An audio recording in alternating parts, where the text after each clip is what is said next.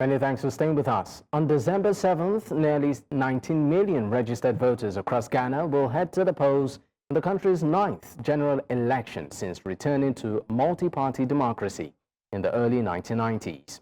Over 30 years, Ghana has built its reputation for holding peaceful elections that always a tight race, followed by an orderly transition of power. Now, for News Central, International Correspondent Afua Hagan asked voters about the expectation of this election.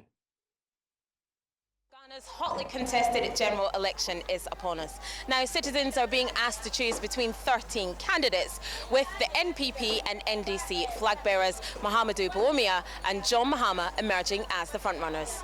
The economy is weighing heavily on voters' minds. Ghanaians were hit particularly hard in the pocket by the global bout of inflation beginning in early 2022 that saw prices rise in the country at their fastest rate for more than 2 decades. Because since 2016, our country has changed. The things are costing. Even today, I'm a market myself. Onion, since 3 days today, I'm going to buy onion 1 bag. They say 3,500.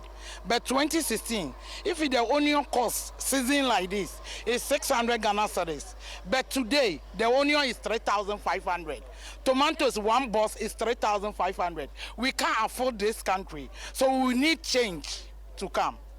The country's economic difficulties have been accompanied by a steadily rising unemployment rate.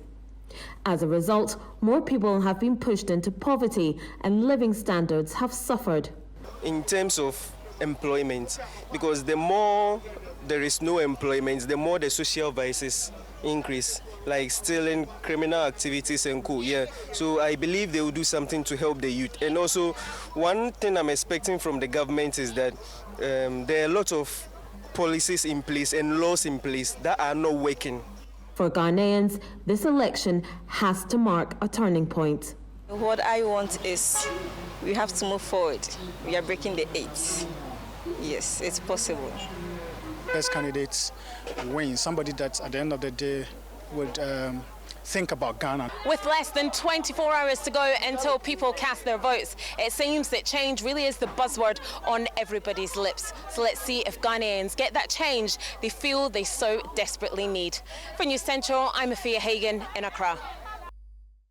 Still on the election, it's just hours before Ghanaians head to the polls to elect the nation's next leader. And the excitement is palpable across the country. In Kumasi's bustling Asafo market, traders are optimistic and eager to cast their votes. News Central's Bernard Akede visited the market to gauge the mood ahead of this critical election.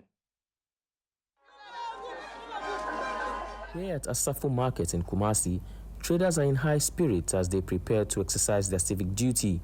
Many believe their votes will shape the next 4 years in Ghana. Oh, it's important for me to vote because we need to change things. We need someone who is going to help us. So I need to vote and vote for the one I want so that he can be the president and help me with my needs. The market is buzzing not just with trade, but also with political discussions. Traders here, many of whom support the ruling New Patriotic Party, say Ghana's economic challenges are part of a global crisis and should not be blamed solely on local policies. The economic crisis is not only in Ghana. The economic crisis is all over the whole country, like Europe, Asia, and everywhere. There's an economic crisis there. So we shouldn't say that it's NPP party and Bawumia or whatever that makes the economy high. Yeah, that's what he said. Despite pockets of enthusiasm, voter apathy remains a challenge in many African countries. Ghana's Electoral Commission reports that over 18.7 million voters are registered, and if a majority turn out, it could significantly impact the outcome. It is important that we choose our future. We should be part of the choice. Everybody needs to be part of the election. You should vote. Don't let other people come and decide for you. Be part of the decision making. With all preparations complete, the stage is set for Ghanaians to make their voices heard. Now, it is up to the ballots to determine who will lead the nation for the next 4 years. In Kumasi for News Central, I'm Bernard Akede.